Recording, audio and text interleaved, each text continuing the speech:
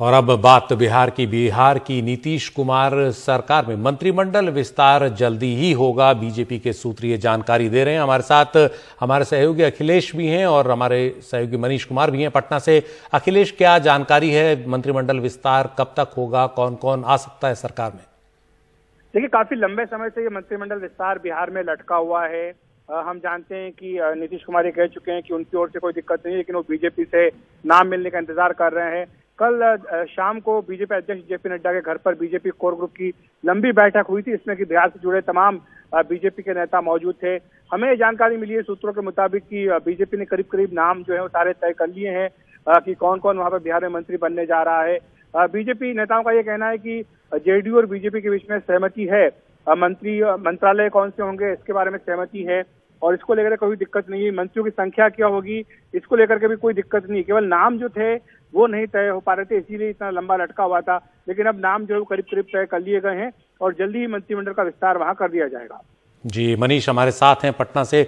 मनीष, कौन कौन है दावेदार रेस में आगे?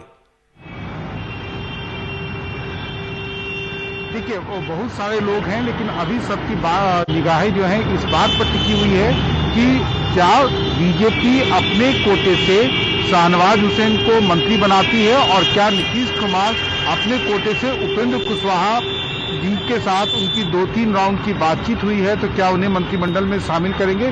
जनता दल यूनाइटेड के सूत्रों का कहना है कि उपेंद्र कुशवाहा का मंत्रिमंडल में शामिल होना तय है। वो उन्हें राज्यपाल कोटे से विधान परिषद में मनोनीत किया जाएगा। वो बात की प्रक्रिया है, क्योंकि आप बिना सदस्य हुए भी आप मंत्री बन सकते हैं, ये कोई बाध्यता नहीं है। लेकिन हाँ, जो और एक सबसे बड़ी अहम बात है कि जो मीडिया में एक स्पेकुलेशन चल रहा था, जैसा कि अखिलेश ने बताया भी, कि जो मंत्रिमंडल में जो बीजेपी जेडीयू के खाते में कौन कौन सा मंत्रालय है और कौन कौन सी सीटें हैं, वो सारी बातें तय हो चुकी हैं। और इसमें जो एक स्पेकुलेशन चल रहा था कि ये 50-50 का है, ऐसा नीतीश कुमार ने मांग की है, तो ऐसी कोई बात नहीं है। विधान परिषद हो या विधानसभा, दोनों जगह उनके अध्यक्ष और चेयरमैन दोनों उन्हीं के खाते में है। और जो सबसे बड़ी बात यह है कि जो अभी तक बिहार में जब से जेडीयू और बीजेपी ने सरकार बनाई है तो मंत्रिमंडल में जो भी स्थान मिलता है सुशील, वो अनुपातिक आधार पर कि किसकी कितनी संख्या थी। इस बार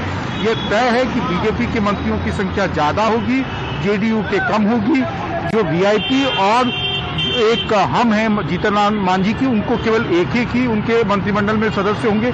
अब देखना यह है कि क्या बीजेपी या नीतीश कुमार उन्हें अपने खाते से एक से अधिक मंत्रालय देते हैं या नहीं। लेकिन हाँ, जेडीयू के लोगों का कहना है कि अगर आनुपातिक आधार पर ही यहाँ पर सरकार चलेगी तो केंद्र में जब भी मंत्रिमंडल का में फेरबदल होगी तब जो जेडीयू की जो पुरानी मांग है कि आप यहाँ भी आनुपातिक आधार पर हमारे संसद सदस्यों की संख्या के आधार पर हमें प्रतिनिधि मिले, तो शायद उसमें उनको जो पहले एक ही सीट जो एक तरह से आप कह सकते हैं टोकन ऑफर किया गया था, उससे ज्यादा उनके मंत्री बन सकते हैं।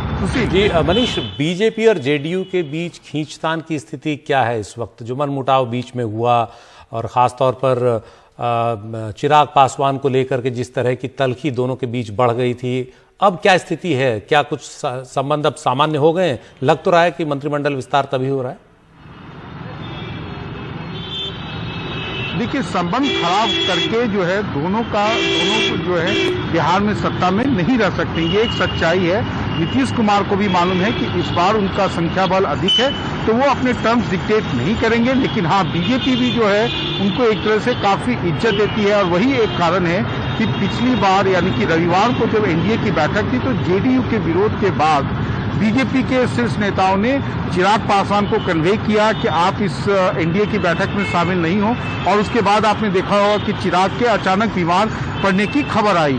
तो लगता है कि दोनों ने एक साथ चलने का फैसला किया है। हाँ, खींचतान की खबरें आती रहती हैं, लेकिन वो तो बाजी रहेगा। अगर आप मुख्यमंत्री पद की कुर्सी पर हैं लेकिन आप नंबर 3 की पार्टी होंगे तो जो एक आपकी मोरल ऑथोरिटी है वो नहीं रह पाती है। सुशील।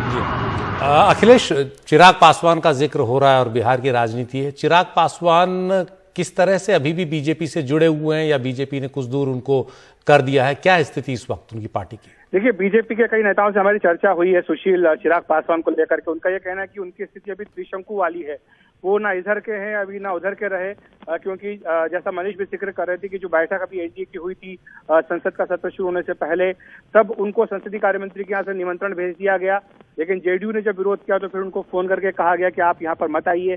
तो ऐसे में उनकी स्थिति लेकर के अभी तक असमंजस बना हुआ है। जेडीयू बिल्कुल नहीं चाहती है कि चिराग पासवान को एनडीए में रखा जाए, क्योंकि जेडीयू को ये पता है कि जब भी अगला मंत्रिमंडल विस्तार केंद्र में होगा तो चिराग जाहिर सी बात है कि स्वाभाविक तौर पर वो रामविलास पासवान की कुर्सी पर दावा करेंगे, वो चाहेंगे कि उनको अपने पिता की जगह यहाँ मंत्री बनाया जाए, लेकिन जेडीयू उसको कतई बर्दाश्त नहीं करेगी। जेडीयू का ये कहना है कि जिस तरह से उन्होंने नुकसान पहुंचाया है बिहार के विधानसभा चुनाव में खासतौर से जेडीयू को, उसके बाद उनका एनडीए में रहने का कोई मतलब नहीं है। और इसलिए चाहे वो जीतन राम मांझी हों या अन्य जो छोटी सहयोगी पार्टियां हैं जेडीयू की, वो लगातार चिराग पासवान को लेकर के अपना विरोध खुलकर जो है व्यक्त कर रही हैं। जी, शुक्रिया अखिलेश और मनीष इस जानकारी के लिए। तो बिहार की राजनीति में क्या नया हो रहा है हमें इस बातचीत से पता लगा, और चिराग पासवान के सामने वास्तव में इस वक्त स्थिति जो है वो त्रिशंकु वाली ही हो गई है।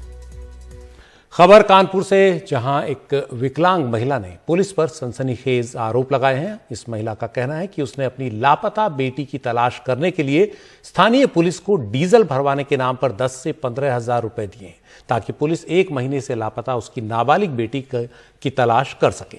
इस मामले का खुलासा तब हुआ जब ये महिला अपनी शिकायत लेकर कानपुर के एसएसपी के पास पहुंची। वहां स्थानीय मीडिया से बात करते हुए महिला ने कहा कि काफी दौड़ भाग के बाद उसकी एफआईआर तो दर्ज कर ली गई है, लेकिन बेटी की तलाश के लिए पुलिस कुछ नहीं कर रही।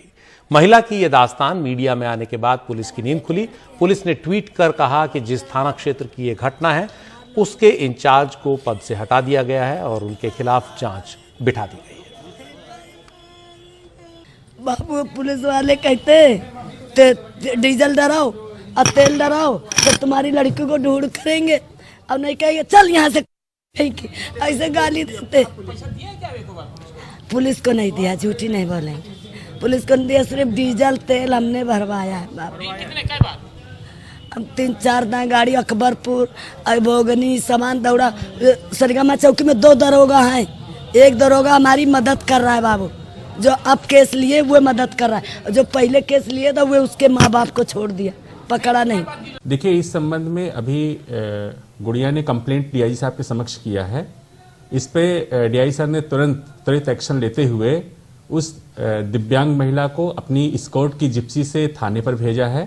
थाना प्रभारी को निर्देशित किया गया है कि तत्काल इसमें एक अलग से टीम बनाएं और उसकी लड़की की शीघ्र बरामदगी करें, और जो उसके अन्य आरोप है उसके बारे में भी जांच कराई जाएगी। अगर इसमें कोई दोषी है तो निश्चित रूप से कार्रवाई होगी।